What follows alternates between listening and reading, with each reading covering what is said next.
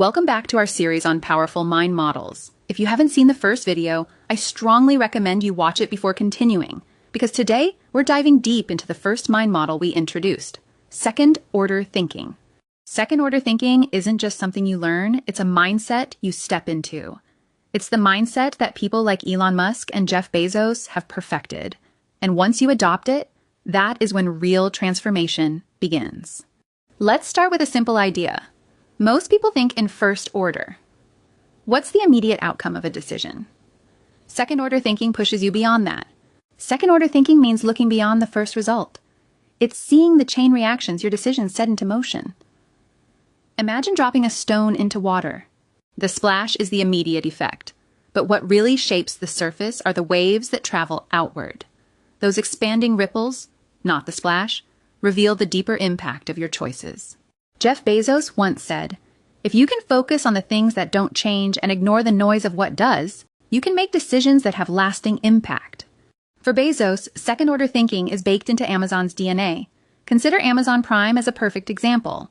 At first glance, it looked like a simple subscription program to deliver faster shipping. That was the first-order effect. But Bezos saw the second-order effects: loyalty, increased customer engagement, growth in ecosystem services, and the creation of Amazon Web Services.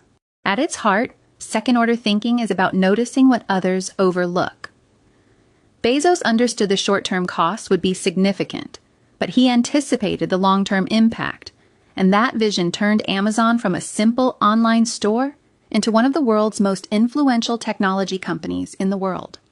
Elon Musk approaches second-order thinking with almost scientific precision. At SpaceX, he doesn't just ask, "How do we make rockets?" He asks, "How will this technology reshape the future of humanity?" That deeper level of questioning leads to innovations like reusable rockets, dramatically lowering the cost of space travel and bringing the dream of colonizing Mars closer to reality.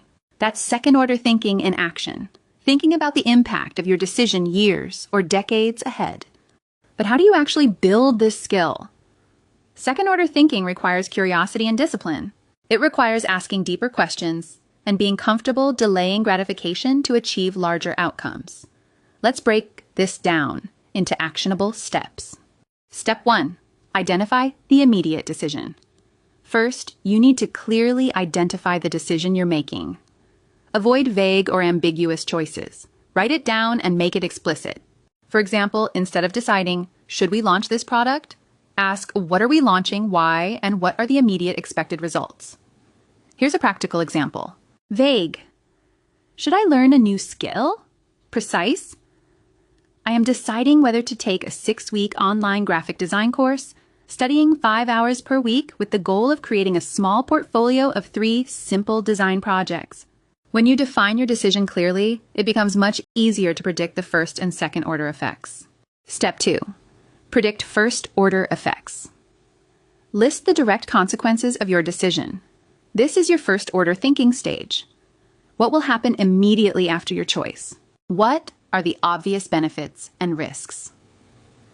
For the graphic design course, the first-order effects might include: you learn the basics of graphic design. You complete 3 small portfolio projects. You understand key tools like Canva or Figma.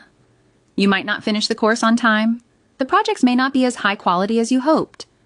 You might invest time that could have gone to another project. These are the obvious outcomes that happen right after you make the decision. Step 3. Predict second-order effects. Now dig deeper, ask yourself, what are the consequences of the consequences? What ripple effects could happen 6 months, a year, or 5 years later? How will competitors react? How will customers change their behavior? For our example, second-order effects could include getting freelance design clients from your portfolio, increasing your chances of a side income or new career opportunities, growing your creative confidence, which helps in other projects, opening doors to collaborations, referrals, or bigger projects in the future. These ripple effects are where second-order thinking really shows its power. Step 4. Adjust and iterate. Once you have mapped these second-order effects, refine your decision. Consider alternative paths and iterate. Elon Musk does this constantly. For example, instead of a 6-week course, maybe start with a 4-week mini course to test your interest. Combine graphic design with a short course in social media. Visuals for broader skills. Adjust your study hours to fit your schedule while still completing your projects. These adjustments aren't about quick wins. They're about shaping the long-term outcomes you want. Let's take another example of Tesla. Tesla's decision to build the Gigafactory. First-order thinking, building a factory to meet battery production needs. Second-order thinking, owning production vertically would drive down costs, allow for scale, give competitive advantage, stimulate demand for electric vehicles, and reshape the entire energy ecosystem. Steve Jobs demonstrated second-order thinking with the launch of the iPhone. He knew introducing a revolutionary phone wasn't just about features. The second-order effects were far-reaching, rethinking app ecosystems, transforming entire industries, and creating a platform for innovation that would last for decades. That's why second-order thinkers change the world. They don't just react to the present, they anticipate the future. In our next video, we'll explore the second mind model, inversion thinking. This is another game-changing skill that Steve Jobs, Elon Musk, and other innovators have mastered.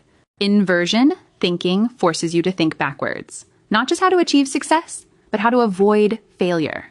Combined with second-order thinking, this approach sharpens your decisions and gives you a unique edge in any field.